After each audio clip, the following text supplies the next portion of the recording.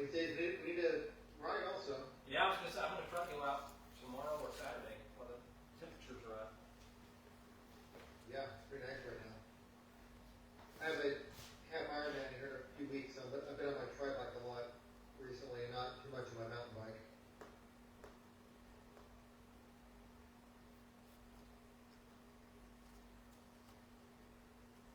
Well, I didn't think I would say it, but between the ice and the rain last week, it's been too wet here, so. Yeah, downside of mountain biking sometimes. Yeah. It's too wet. Of course, there it's right. It's a lot of rock, so it's usually in find your trail pretty quickly. Yeah, it's at low spots. You just have to watch those bottom of those draws and stuff. Yeah. Surprisingly, the ice lasts here much longer than you would have thought on the northern exposures. Yeah, I heard that. My wife been there a couple times recently. I have my employees. I have employees up there, and I heard it. It stuck around for a long time. Yeah. And the main trail, the Lakeview Trail on the other side of the lake, which is kind of steep. You're kind of right on the edge there. It's icy. So Okay. took it out. You ride that one? So, Do you ride that one? yeah, that's pretty much the one I ride the most. It's easy to get in and out of quick. Yeah. So you do mostly single track then? Yes, that's kind of my fave. Yeah. Okay. Yeah, that's one. Yeah. It's same thing. Been like this all day. It's just now starting. Yeah, yeah, today it just hit me. We were out there checking roads.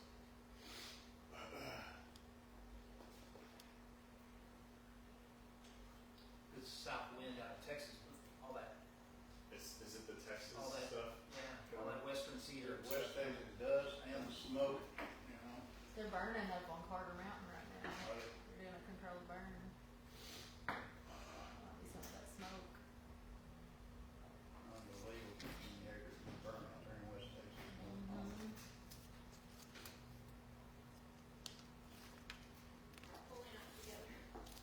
At the same time. And like that wind, 70-mile-an-hour wind blowing over 18-wheelers. Imagine those fires spreading so fast.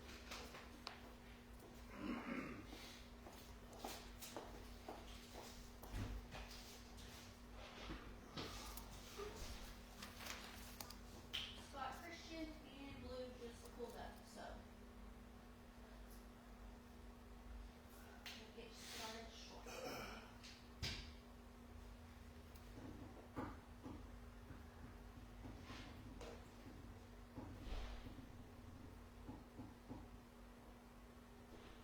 Okay, who do you think comes in first? You win. Closer. We were not hanging out together. We just showed up. I was totally blanked on it. My apologies. Pull her mask out. You get in, please. That one's got Blue's sheet with it. We're right in the middle of some work. Right in the middle of some important work. Can I get water? Yeah, I got you. I got you. Thank you, Howard. Sorry.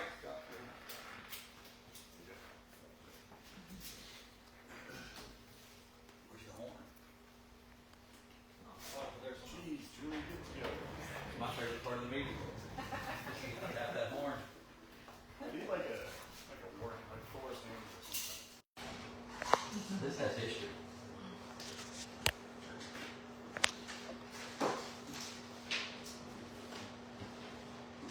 We ready? Going to call the meeting to order. Time is 4:05 p.m. Roll call, please. Tommy McDaniel, Present. Scott Ross, Present. Scott Christian, Present. Brad Bollinger, President. Courtney Schubert is absent, Steve Torrance is present.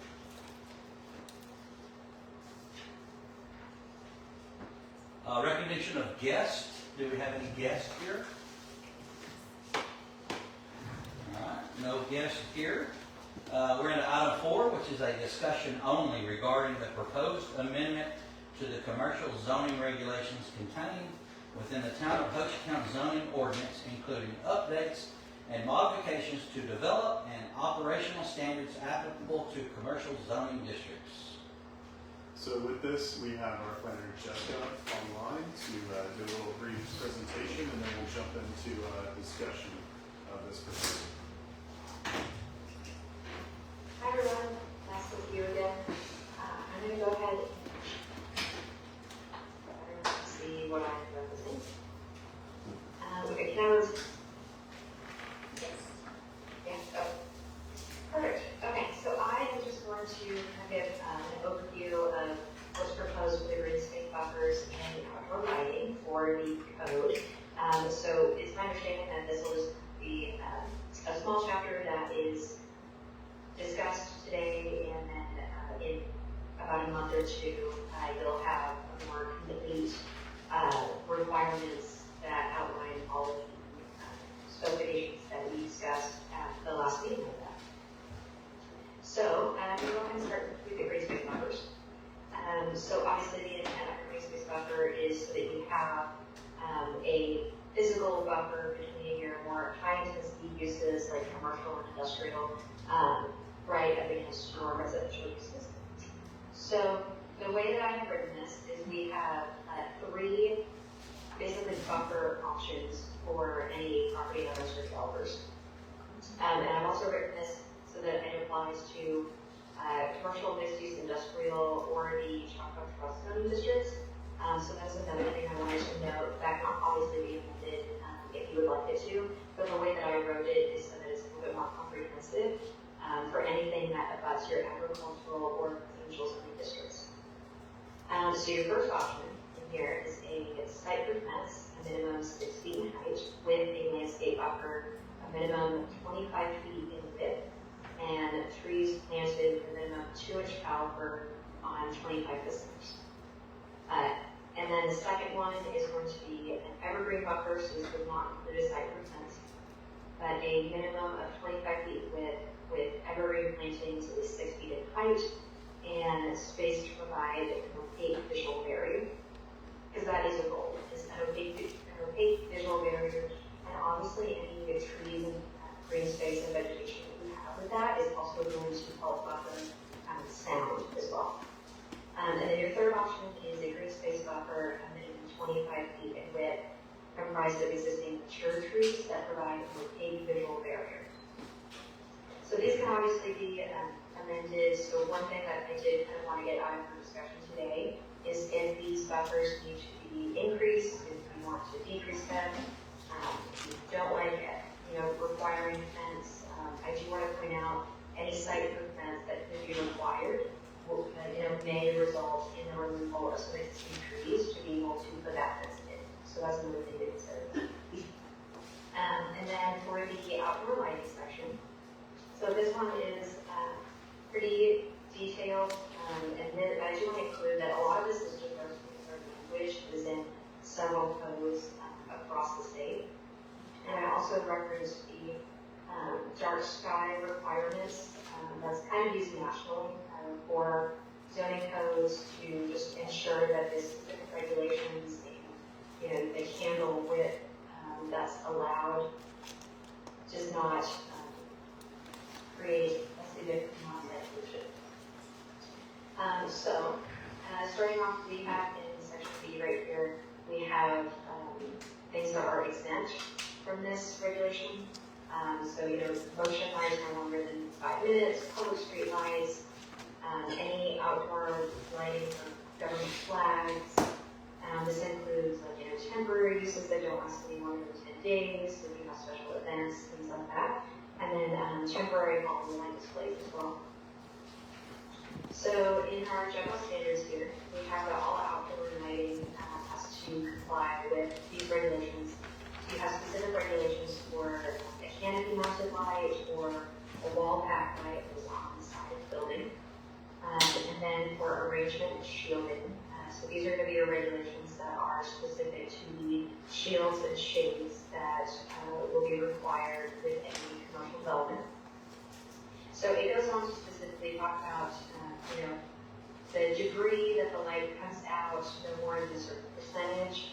And then on page 66 here, I've got a couple of image examples. I'm just kind of showing what it's referring to.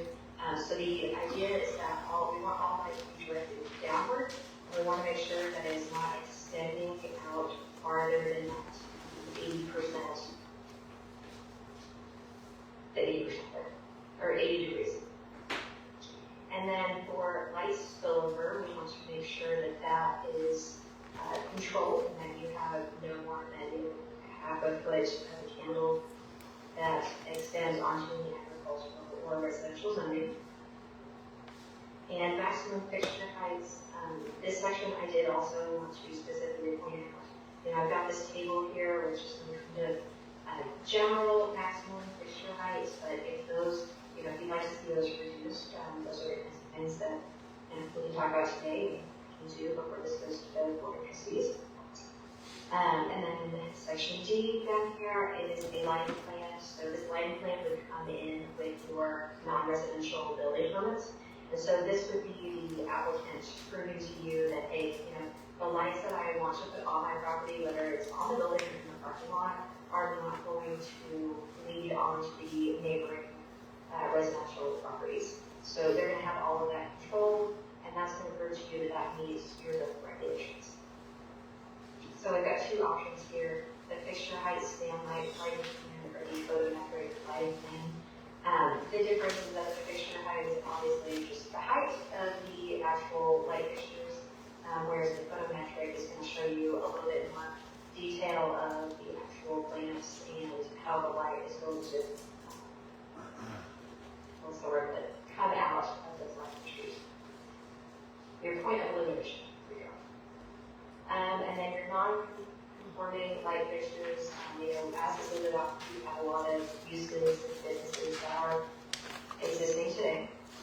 So this number 3 down here is something I also wanted to talk to you about. It was pretty standard to have a requirement in your code that everything has to come into conformance within a certain period of time. So if you would like to increase that from the 10 years, decrease it, or if you would prefer to not have it, that's also an option. So pretty quick, just a few pages. I'll go ahead and go back to the top. If there is anything that you would like to discuss. Yeah, I think first off, whenever we go to 28.1B, perimeter landscape buffer, we need to address mixed-use industrial, Choctaw Trust zoning districts, and PUD separately.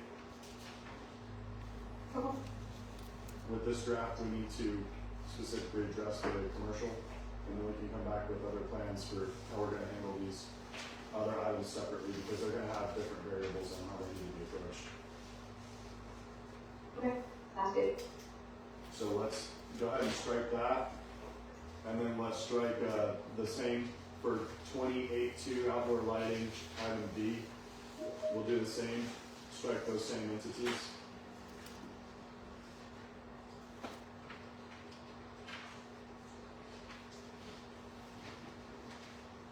Because again, these are completely different types of zoning that will need to have their own parameters addressed.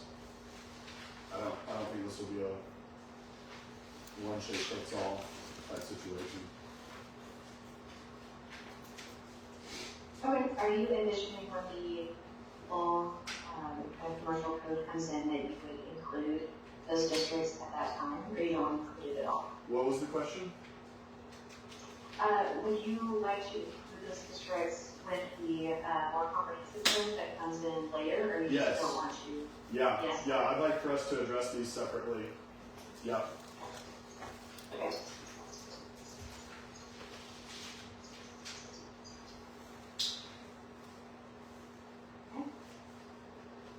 And I think for point of discussion for the planning commission, I'd like to ask item 28.1 green space buffers on page 1. Let's start 1 through 3. Our discussions to see if these are adequate parameters that we'd like. First question would be, you know, do you guys believe that a 25-foot buffer requirement to be adequate On what, on where? whenever you have a commercial zone property that's next to a residential zone property? Pretty tight. That's pretty tight. So, I mean, that's where, Yeah, but if it's 25 feet, it's got the right growth in there, right? You know, that's something to consider as well. Well, We don't want you up. So you're talking about land density. too much. density Yeah, of the green space. Yeah, code. we don't want you up a big chunk of land for green space. 25 feet. You know what I mean? Land's not cheap. It's the width of this room, basically. That's tight. And I guess, Lou, to your comments, I was kind of interested in this too, and this, we had very more specific definition on the type of vegetation in point number 2 versus the other two, we just say size of tree, trunks 2 inches on one, and then the other is just comprised of existing mature, so we haven't defined out. So a mature, let's just say a mature pine thicket, it's not gonna have that much trees and it's not gonna be that dense, for instance. I guess, so that has, in my opinion, has an impact back on to the size, the overall size of the shape. So it's 25 feet, if you go to 25 feet, you just gotta have a thick buffer. Well, they're all 25 feet. And then it But based depends- on what's in it, would be Then it's. Right. completely different. A fence will work. Jessica, do you have any recommendations on addressing like the density of the 25 foot? Like the evergreens, obviously it's gonna be evergreen, so it's not like this time of year, you're gonna have density year round, and it's gonna have more buffing of Yeah. sound and light. Again, if you do a pine thicket that's mature, 25 feet, you're just seeing right through that. It's not gonna buff anything. So, define something for me, Adam. Opaque visual barrier. I actually have that in my notes to Yeah. ask Jessica Okay. a discussion Alright. about that. I believe that a definition should be definitely written for that, which there's not one currently. Because right now, the way that reads is on number 2, evergreen plantings of at least 6 feet in height at the time of planting, right? So how far apart are they? You know, what does opaque visual barrier mean? That, which would tell you, do they have, do you have to be able to plant them where you can't see through the 25 feet, so you stagger them off 3 feet? I don't know what that means or what that looks like. Yep. And If I was a property owner on the other side of a big joining business, I want something like number 2, and like you say, staggered tree, I wouldn't want to be able to see the building, you know, I just want to see the evergreen trees. So however you want to word that, that's what I would want if I was a property owner. Well, then we would need to bring a definition to opaque visual barrier at the end. I think that's going to be key. And I feel like 1 and 2 need to be beefed up a little bit too, so that they have A little bit better a understanding. little more understanding Yeah. and definition as well. I mean, you have a fence, obviously, in the first one, the third seems to be Okay. a little light. Jessica, are you caught up on these notes? Can you hear us? Yes, I Okay. can. I think, okay, I'll start with number 1. So the site for fence, you're gonna have specific screening requirements that come with the full code, because you'll have a full landscape and screening section. Now with that, that's going to include, you know, if someone comes in with the development, they'll have to provide a landscape plan, to show, and a lot of times that's done based on point value, so based on the size of the tree that you plant in, you'll get a specific number of points, and the parking is required, is how that's calculated. Now we can look at that later if you don't want to do it like that, but site improvements would be defined and you would have specific materials listed in that. Let's see, we talked about, okay, so minimum 2 inch caliber tree is a medium sized tree. And a lot of times you'll have specific, planting distances that you have to maintain. So if you plant a full mature tree, depending on the species of tree, there's a specific spacing distance that may be required. So I think that kind of addresses your question on number 2 with the evergreen, because you're correct. I did not include a planted on a certain center. It's a lot of times that depends on the species of tree. We can absolutely add a minimum if you would like. I can put together a definition for opaque visual barrier.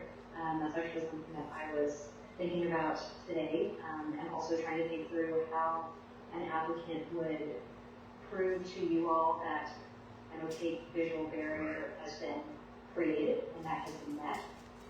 So that was another thing I was thinking through earlier today. It could be on the landscape plan, or it could even come before, building permit requirements.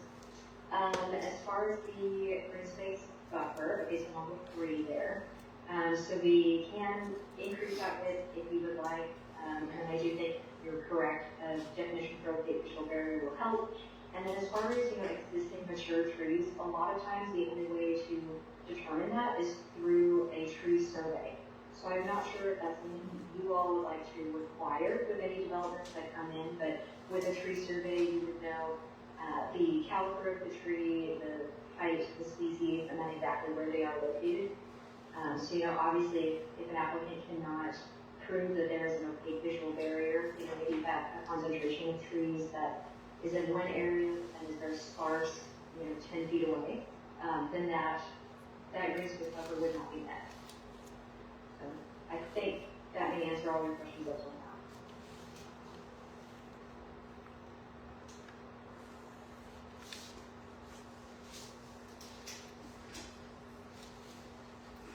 Pretty good job with zoning, which I think we have a good plan for it right now.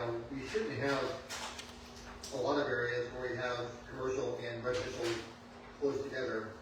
And if that is the case, I wonder if we should make that 25 feet more like 50, because it shouldn't happen a lot. And when it happens, we should create 50 feet isn't even very much. 25 feet is not much at all. 25 feet is the size of the room you guys are sitting in.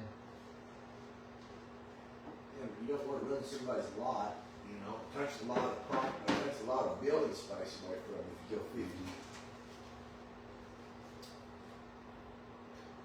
Just depends what side of the building.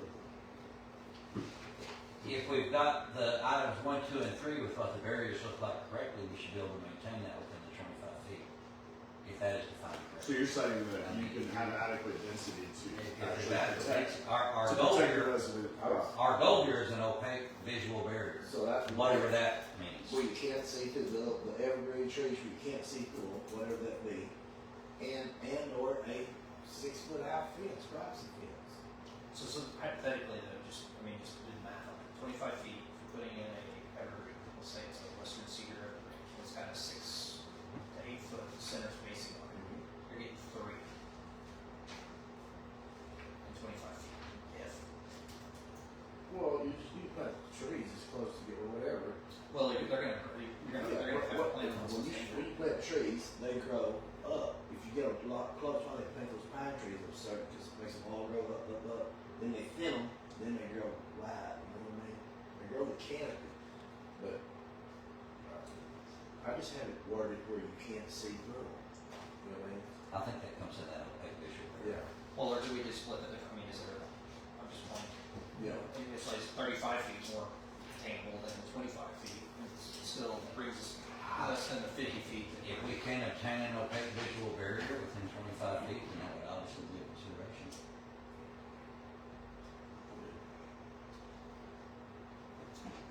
It's all consideration, don't worry about it. The trustee gets to make the decision. Yeah. So I think it's important that we work to achieve our goal of an opaque visual barrier. Whatever that is. You gotta be evergreen that you can't see through, staggered or whatever, or a fence. And more fence. Some place. Right. Or both. The key terminology here is in item B where it says one of the following. Yeah. One of the following 3, so you're giving options without just having to have this staunch, you must meet this parameter here. So you have some room for negotiation here. So can those vary? So let's back to the conversation. If depending on the lot, size of the lot, etc., what if I had a 10-foot fence and a 20-foot barrier? But if I want to go with say option 3, I've got 50 feet. Then I don't have to put a fence in. I can do it naturally. Make it as simple as possible. 10-foot fence is hard. 6-foot fence is hard. I'm throwing them out there. Everything's Conversation, different. yeah. Because we need to be aware that the cost burden that's going to be associated with this and not discourage development, but also protect our residents as a city. Well, that's not gonna That's the balance we have to try. That's, Yeah. Not that's discourage what's gonna make development. this difficult. But that's back to that point, if Protect you don't others. wanna build a fence, you might have to broaden out the. You should give them an Go option. with it. Yeah, you Deeper go to, with your barrier is more like 35 feet, but you're gonna have less building space, but you're gonna have more natural vegetation in there. That could be potentially less costly. If you wanna build up closer to your line, it might cost you a little extra to go that height and provide the right density that we need. You're gonna get places where some places say it's solid rock, you gotta build a fence, cause trees don't grow or something, you know what I mean? I mean, that's the whole objective here, is like, the 25 foot is the minimum, right? So if you wanted to exceed that, so that way you can achieve your visual barrier, then that's 100% fine. But if you can't, for whatever reason, your restrictions are with the lot, like, let's say it's a tiny lot, and you don't want it to eat up a whole bunch of your development space, then you're gonna have to run with the street. But you have to think, and I don't know, can a lateral line go within that 25 feet? If you need- The lateral line can go within the 25 Can't go in that barrier. No, because you have building setbacks. See, that's, It depends on what the building setback footage is. Because even then, it's unusable space anyways, yeah. because you have zoning setback requirements. We don't want to get this distance so much that if it has to get into it beyond the building setbacks. I want it to be easy to understand. 25 feet, there it is, you nail it to 25 feet, you can put 100 foot back there if you want to, but a mill over 25 feet. Right. That's all you've done, you have to do it. So if you would be more comfortable with increasing the minimum, we can absolutely do that. I will say that option number 3 here, in our experience, Johnson Associates, we primarily do private development work. I will tell you, most developers would probably choose that option because it is the most cost effective, because you don't have to purchase a bunch of trees and bring them and plant them, and you don't have to build that. Especially here. I agree, it's the most simplified. You've already got most of the lots already treated. But if you can't afford evergreen trees, you probably shouldn't be in this anyway, but, you see what I'm saying? If you don't use evergreen, it ain't gonna work.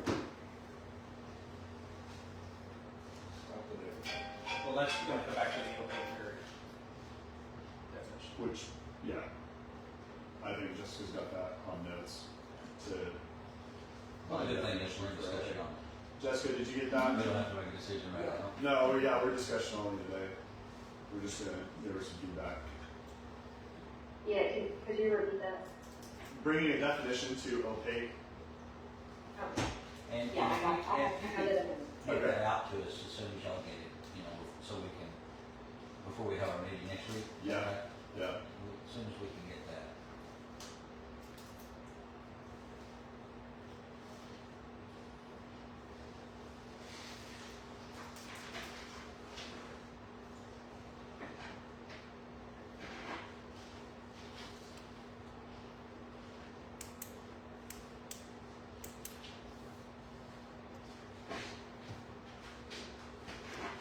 Any other discussions on green space buffer?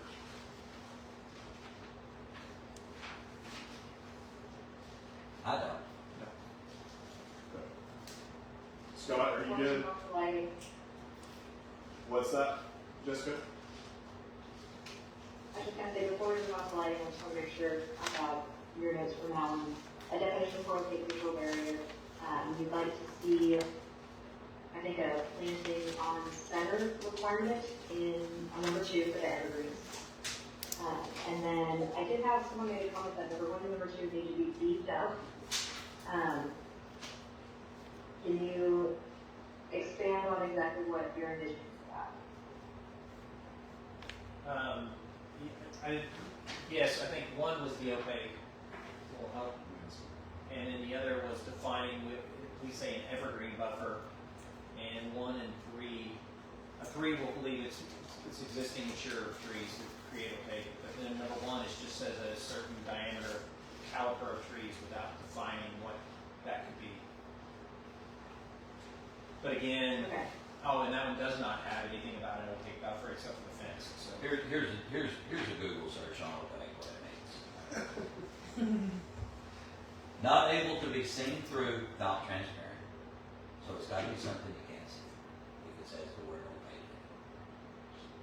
Okay, so the fence would take care of the, That could be so so the site for, yeah, the site. It could be semi-opaque.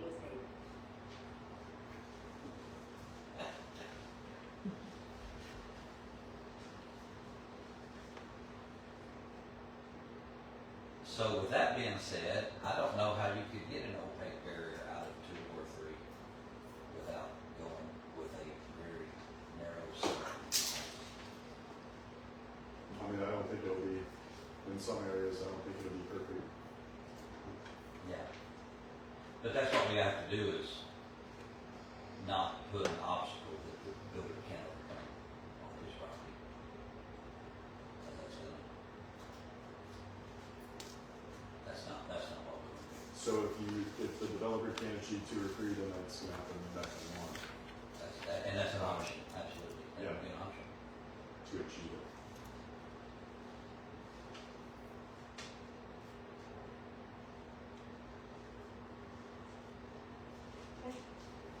We all agree on that. I'll take that back and rework it for you. In terms of this 1 feet, would you like for any of that to be increased or decreased? Do you like that for your thoughts? Standard, nothing. Fine. And believe me, these are all recommendations for our trustees, so if they feel different, then they can change it. You know, our job here is to get them something that they can agree on, or modify easily.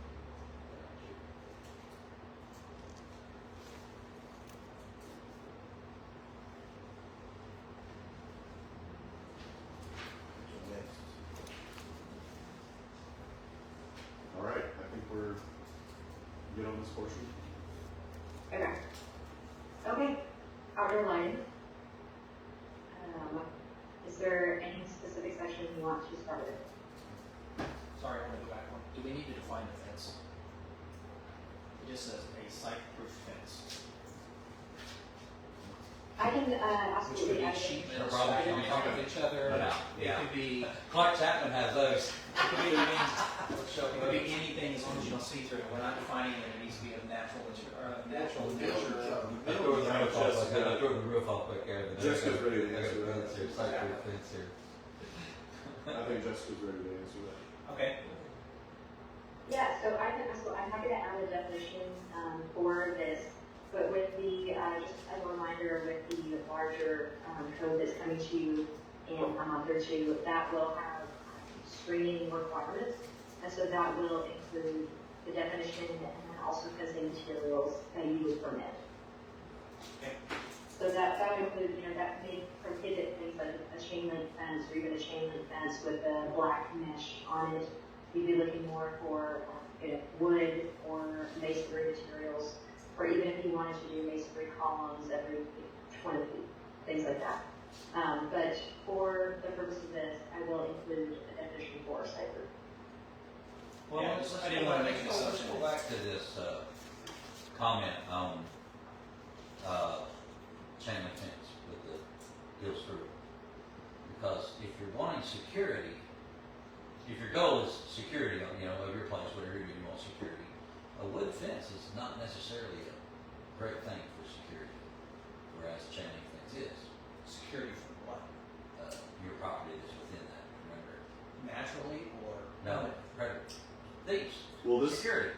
particular fence is meant for more of a visual screening rather than Okay. security. All right, okay. And it's only on the side of which it abuts to a residentially zoned property. But they're gonna have to protect all sides if they. So then they have to put their own whole fence. fence inside. Yeah, this is that would be a separate issue. Okay.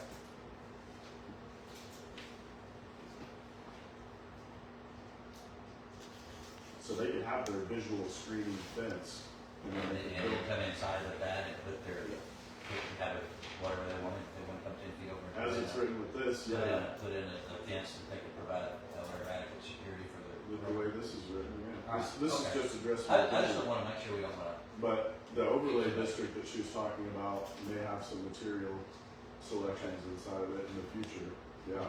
But the way this is written, you can have both.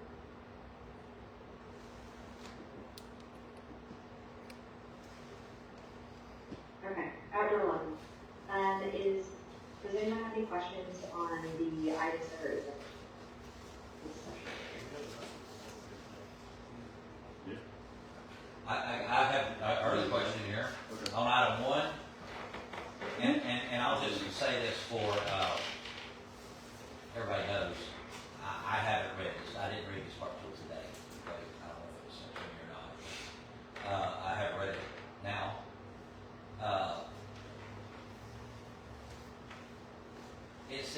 shine not longer than 5 minutes for not longer than 5 minutes. So you can have motion sensor lights that are under 5 minutes, but they have to be off after 5 minutes, not more than 5 minutes. All right. So they'll burst out, but not.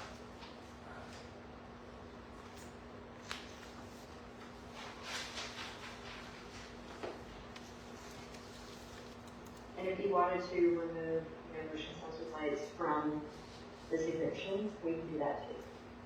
And I just, spotlighting of official government flags, meaning as long as it's basically an approved, a nationally recognized flag, it can be spotlighted, which is required by law, technically, on most, but I just want to make sure I'm understanding that correctly. Would it be helpful to include a definition for official government flag? It might be. Well, that term actually has an official definition by the U.S. government. And officially, whatever term they're used to be, I mean, that may just take you back to that term, whatever official, the government does have official flags that can be flown, government properties. Other than. Because this is not just government properties, this would be I know. personal property as long as it's a Yeah. governmentally recognized flag. If I'm reading that correctly, Yeah. The spotlighting, so if you had your own flag, you couldn't light that. Correct. During the night. if it was not It's not recognized. restricting you from your own person. Your dump truck don't make flag, you just get You highlighted. just can't, you can't spotlight it, right?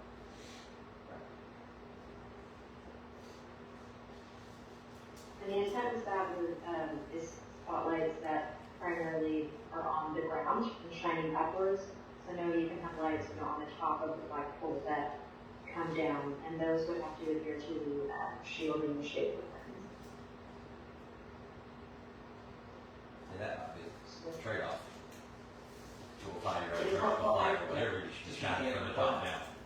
And you want to light it at night, you shine it from the top down. Just, It's a first amendment thing. yeah, well, and at that point, you just have to follow the height requirement, Yeah. shielding requirement, it's just as. It's not an official. And I can add language specifying that, we can say spotlighting is for lights that are on the ground and angled upward. If you do want to deal with that. And this outdoor lighting, this is everywhere within the. Yeah, Jessica? Within Yes, on the first question, sorry. This outdoor lighting, this is taken in the context, this is gonna be everywhere within the town. Private land that's within the borders of cabin hoods and everything, right? This is an overlay for the entire town, correct? Right now, it's only for the commercial zoning district. It's only, that makes it, all right. Yes, so- that's all right. what this is. Okay, it's only commercial zoning district. That we're addressing today, Okay. based on what I heard Adam say. Did I miss that somewhere? We would address it differently for these other areas Okay. at a different time. Well, that changes lots of things, not meaning that's, if it's in a commercial area. We're focused on, commercial. Commercial. That was the That's change. what we're working on.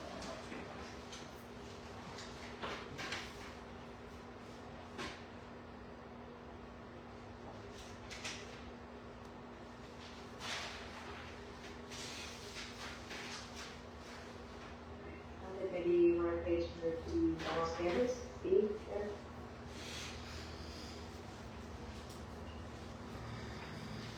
Is there a grandfathering in of lights on them? Yeah, so, Yeah, Okay, it'll be at the very, very in. Saying it's a- on page 58.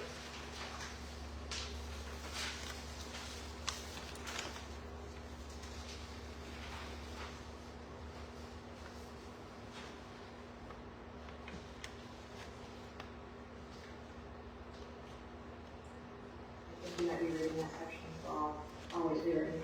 yep, Yeah, I've got to do that first page and a half. Figured it's gonna require some more study. Why?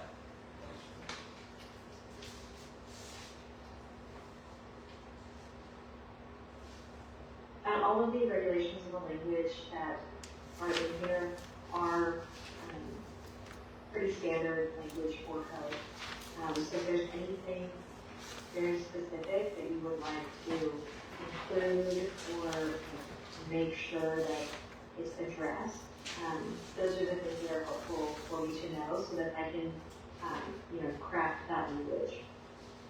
To exactly what you I do have a question. So at some point in time, we're gonna have to craft a lighting or a sign standard.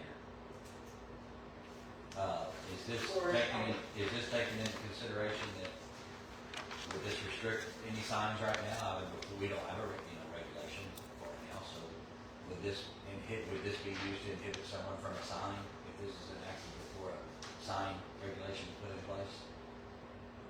I don't believe so, no. Are you talking about signs that are existing, or if someone wants to put? Well, we would have a commercial signing put in place, so, in a commercial district, I guess, so, we just don't have a sign thing yet, so. Typically, any lighting or signs is still subject to your outdoor lighting regulations. Okay. Even if it's not on a building, I'm more than happy to add in a specific, we can add that in here. I'm gonna make a note to add that.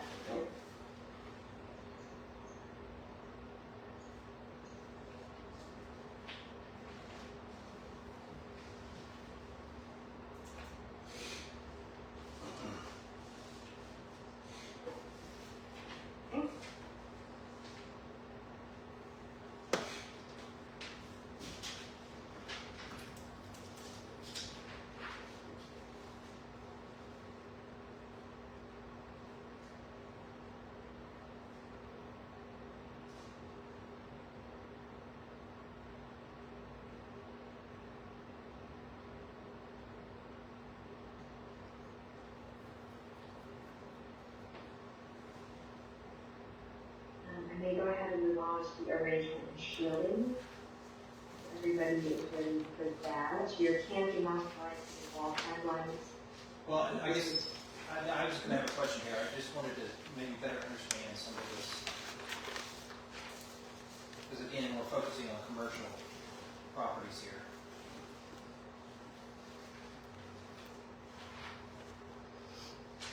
So all recessed fixtures must be used in under canopy lighting.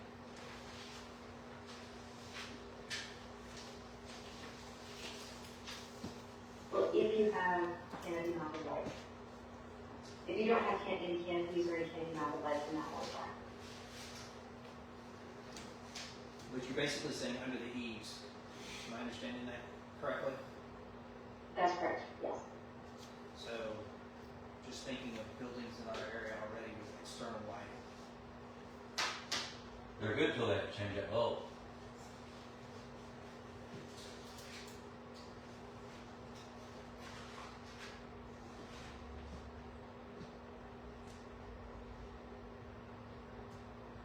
Can be interpreted that way. All damaged and inoperable non-conforming lighting shall be replaced or repaired on the lighting and fixtures supplied with the guy. Because this is defined, I was trying to look over. E2.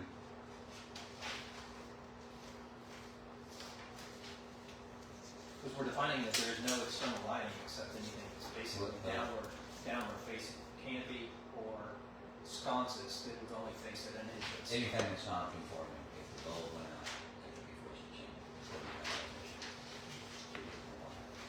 According to what they're requiring.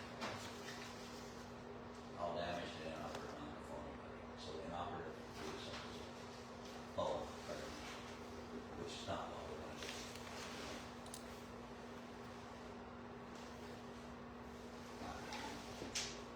So it sounds like you maybe want to remove number 2. Well, about number 2, if it's damaged, where, it has to be replaced, come back to conforming.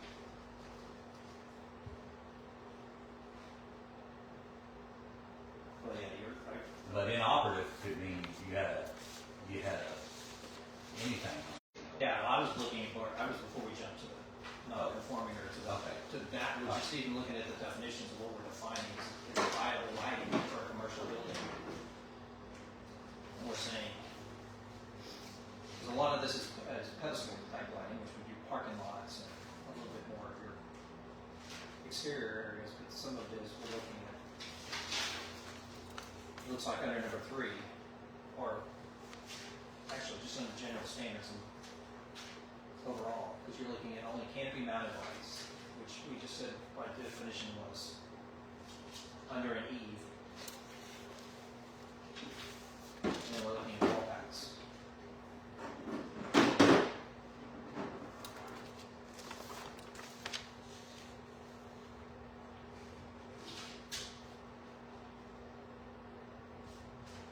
So I'm gonna go to include, lighting definitions for lighting terms, I think that'd be helpful.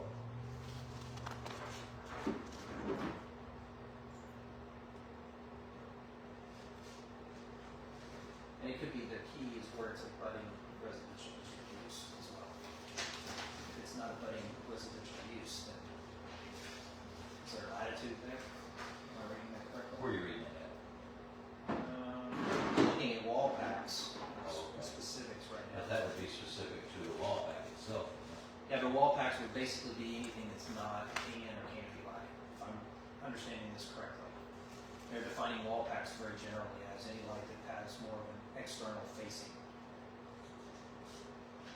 That's not providing building or site.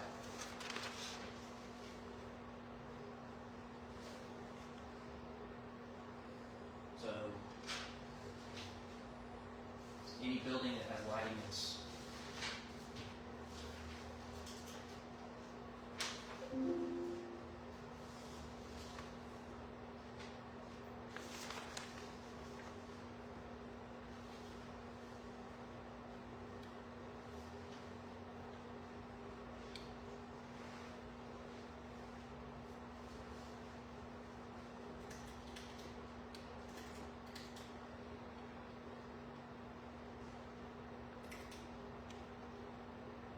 the same true cutoff type light bulb.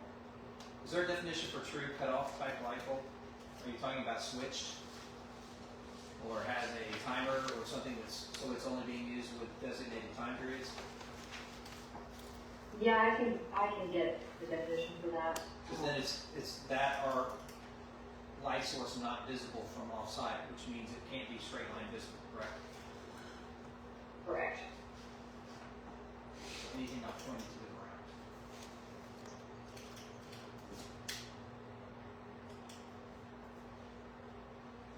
Because I guess back to your conversation, Blue, is like, it's either going to be there in the definition or it's going to be in non-conforming, how we're going to deal with non-conforming.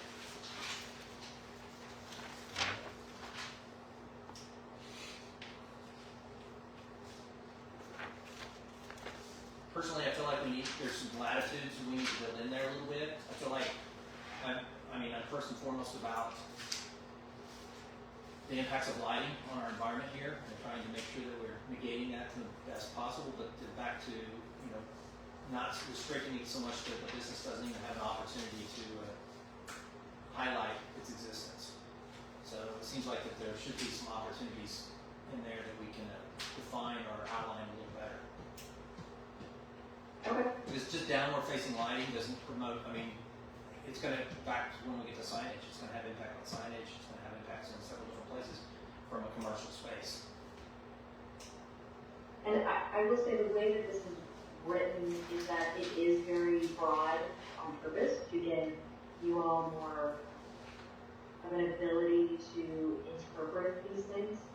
Well, I guess, So where I'm reading this is that unless your lighting is facing down now, it would be basically non-conformant if we pass it as we're reading it today, which means any light that's running the length of the roof line or eaves or anything of that nature that helps denote a business or something, despite its intensity, would then be non-conforming, and then we would have the conformity issues.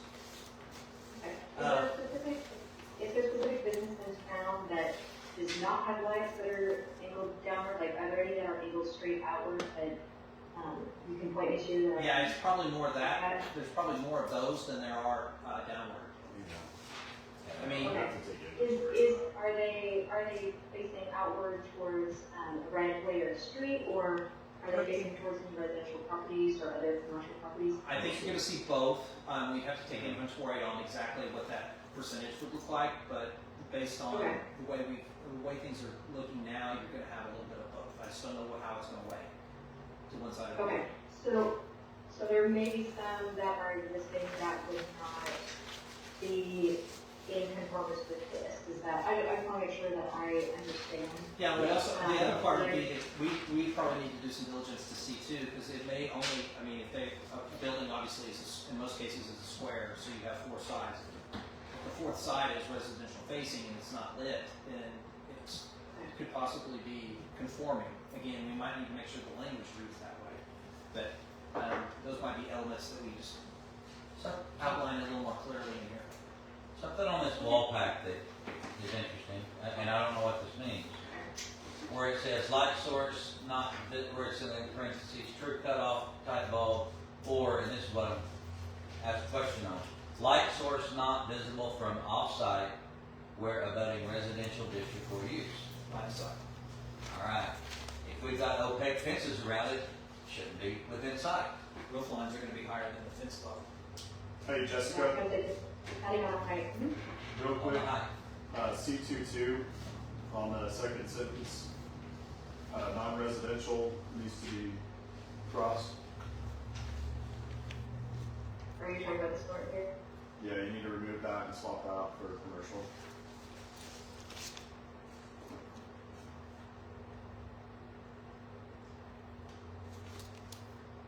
So maybe when it's above the required fence height, I should do that?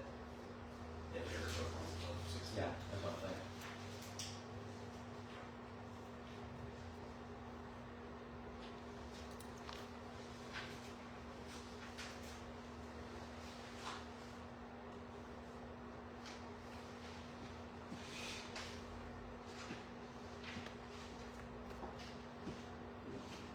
Where is an example of a town that has this type of zoning in?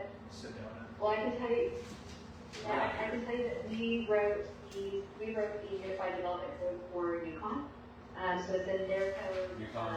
Oklahoma City, Edmond. Yeah, I'm happy to send you a PDF of Yukon's code. Where's one that's around here that's got a matured out, you know, where Yeah, all the I language would- had to come into conform or something? Just curious.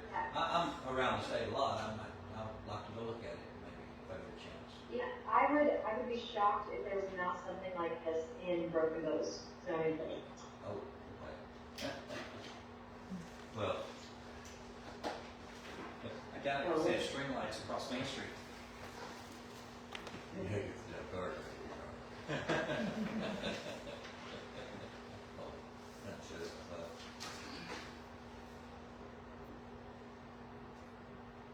and I'm not trying to create an obstacle for you or anything, I'm just trying to get a good visual on what this looks like, you know. Well, I appreciate all of the engagement, all the questions, because it means that you're really paying attention. Because the other thing, Jessica, is there an opportunity on some of this, we could define it, but it would also be defined not necessarily by form or shape, but by, like we've looked at in other areas with the lumens and candle watt, so that although you see it, it's visible, but it may just be, it's not impacting those areas, it's just sight line, but Yeah, there are specific regulations and language that can be used for the lumens. You know, I think it's no more than like 1,000 lumens, or it can get extremely specific. yeah. But yeah, I'm happy to pull that. So that would be, there's no language for the dark sky requirements that many towns use.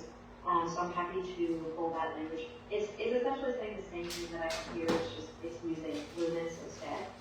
So I can pull that and send a follow-up email with some of that language.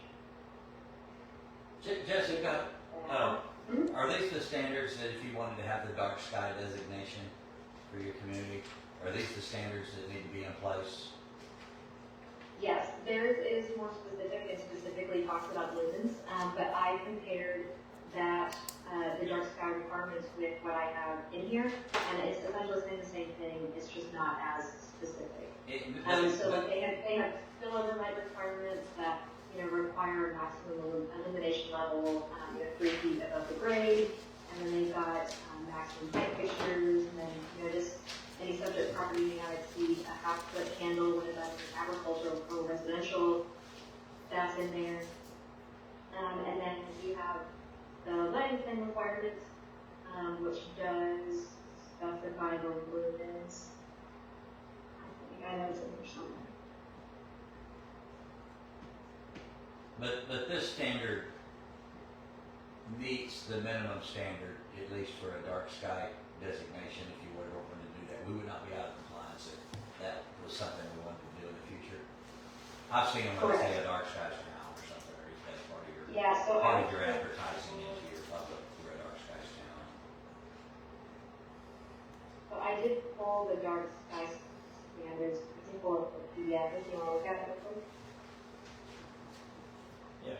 Yes. In my opinion, I would say yes, because I think it's wise to know what those standards are at a minimum before to help us people scope this. I would like to at least Because I have can, an opportunity to find non-compliance, and I was gonna say, because I can envision some things even in our residential Yeah. sites that are gonna be problematic, and it would dramatically impact the nature of what's already here as well. So Yeah. it's gonna be a double-edged coin. Yeah. You don't want to be too intrusive with it. Right.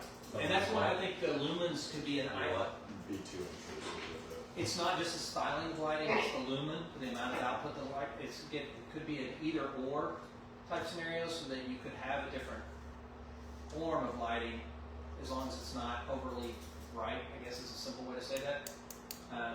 Yes, so, But, because otherwise I'm reading this as we're conforming even the type of lights that we can have, and I feel like that could be problematic for us. Okay. And this is, I know lumens is a measurement of the amount of light output. And a bulb has so many lumens, but when you start getting into some of the lighting that you have with, diodes, or the LEDs. LED, little diodes, those things can yes, get bright. And again, and that's where I think the lumens comes into play. Are the LED lightings, are they rated on the lumens? Yes. Because it seems like when I buy them, it's the wattage that's less to get the same amount of lumens. Isn't it? Correct. Okay, alright, never mind. So you can get and yeah, It's the wattage that's reduced. Not the it's a lumens. combination of both. Yeah, okay. The number of volts plus the wattage. I'm sorry, I'm thinking through this as we're going. you're good, no problem. I'm happy to send you the night sky, example regulations that a lot of towns use, if you'd like to review that. Mhm. I have it, so. At least for commercial, or what we're looking at here, the residential. It's got to come up in residential too. Well, So yeah, might as the well whole get- thing is might as well get a head just start.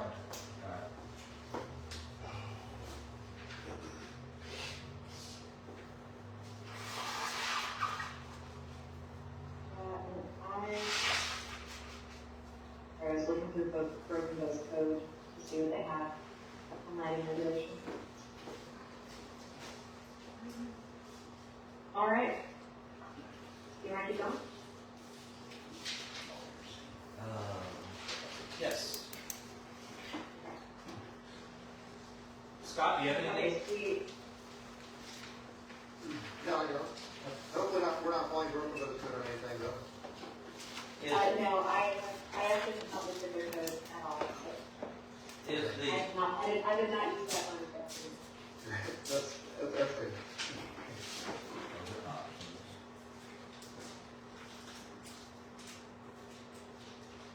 Okay, so we talked about the canopy mounted and wall mounted and wall packs.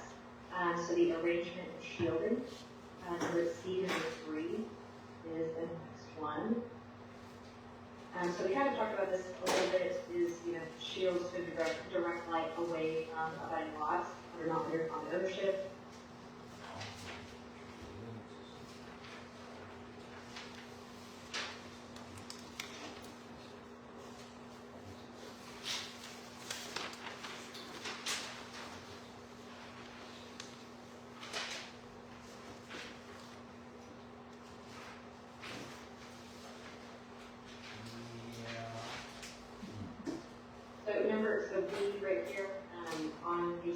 if that's what those images are, showing. So again, not visible. Correct, because they should all be shielded and shaded to be angled downward. So we want to make sure that your shields are not, even if it is shielded, we want to make sure that you still don't have light coming off at a 90-degree angle. That's going to be a nuisance to your neighboring property owners.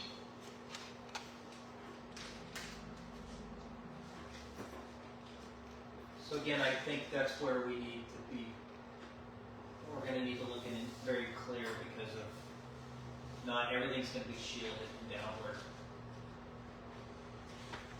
Not when it's put in. Well, I can think of in our residential and in our commercial that we don't have shielded lighting. And it's not necessarily gonna, without seeing the full measurement of the dark skies parameter, again, I think it comes back to brightness and your limits, because you could have those non-shielded scenarios if they're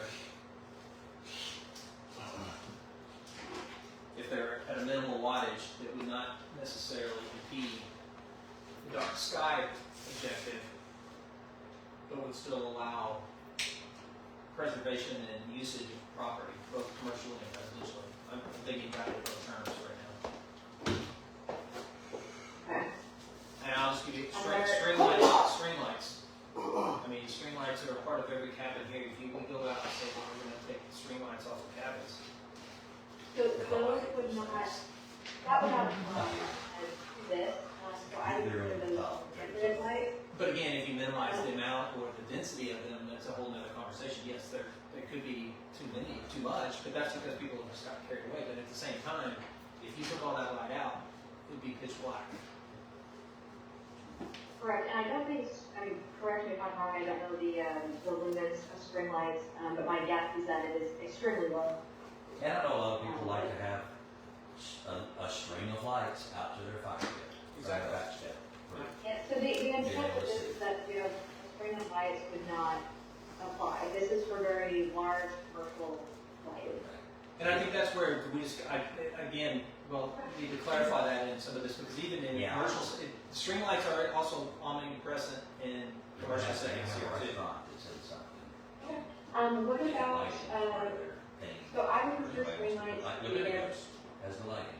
I was gonna say there's Bendigos, there's Girls Gone Wild, there's, Yeah, we're gonna have to really think this through. there's Grateful Heads. Everybody has lighting that's 90-degree facing or line of sight facing in a commercial aspect. So I think that's where it's gonna be, we need to think through it very carefully. And right now, as this reads over in item E, unless it is exempted under item B, then it says, shall be considered non-conforming and be brought into compliance by the property owner as follows. So the way this is written, unless there was an exception made, and unless existing businesses were added to the exceptions, then all these non-compliant businesses would have to come into compliance based on the way this is right now, which is not a smart thing to do necessarily. We're moving So toward my that, thought, though. We're not forcing it. but my we're thought moving process toward right that. now, Yeah, my thought process right now is that we would add that to the exemption. Things like string lights are not, they were not intended to be regulated under what I have drafted in code. So I'm thinking I can add another item to the exemptions, and we can specify, decorative lighting, and then specifically state out string lights, any, even if you wanted lighting on like a little cap illumination, like those like little solar lights that you can put next to sidewalks, things like that. Those are not intended to be regulated based on what we have here. So I am more than happy to add in an exemption section for that, just to specify that, so there's no confusion in the Yeah. future. That would be nice. So the intent, we don't wanna pass this and then, require all the restaurants to take down their string lights. Like, those are very aesthetically pleasing, and they don't put off a lot of light to neighboring properties. And then I think I've also added, we have, fencing in those areas that would also help treat it in addition to all the landscaping. So I think, an extra sentence under the exceptions area, that just states that those are not, these regulations are not applicable to those types of lights. It sounds like would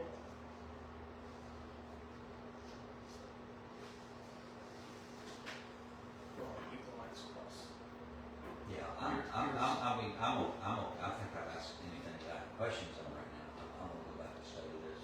Yeah, and we still have time to get input collected from you guys, and then get it sent over to Jessica.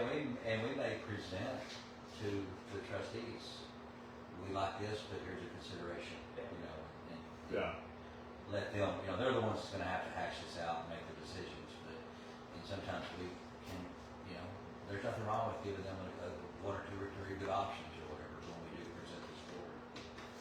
Would that be inappropriate? Not at all. Or we're trying to, okay, so, and we can give them a working document, but then we maybe can see there's some things that we really think we brought up that need to be considered and looked at. yeah. All right. Okay, so would you like Jessica to implement these revisions that we've discussed today? And then we'll redistribute that whenever she's finished. Yep. And then we'll be ready for any sort of input or suggestions, recommendations afterwards, and then we'll lead up to the meeting and we'll hash the rest of it out at that public hearing. I'll do that. I like the start to it. These need to be in place. Yeah. Something needs to be there. You know, the overall, Whatever it looks like. right. Yeah. The overall objective is to make sure that we develop wisely and we're also protecting our residential properties at the same time. That's the objective with this push here. It's not to address any other zoning regulations at all. We're starting with commercial and we'll address the others as we continue to move forward. With that said, is there any more discussion on this item? Courtney? Yeah. You've been quiet. With that said, we will move on to item, since there is a discussion only, we'll move on to item 5, which is discussion, consideration, and possible action to adjourn. I'm gonna need a motion on that. I'll motion. A motion made. Second. Second. Scott, second. Roll call, please. Tommy McDaniel, Yes. Scott Phillips, Yes. Scott Christian left, Ryan Bollinger, Yes. Courtney Schubert, Yes. motion carries at 5:09. Thank you guys. Have a good evening. Thank you, Jessica. Great work.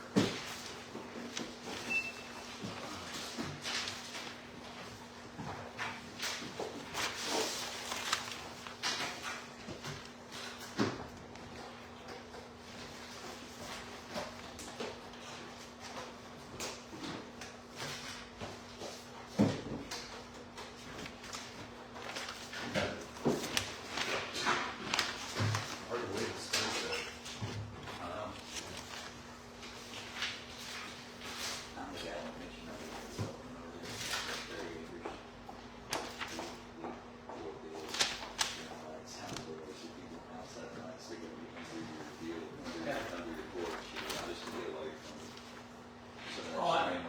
Go over there off Sugarberry, get out. Oh, and then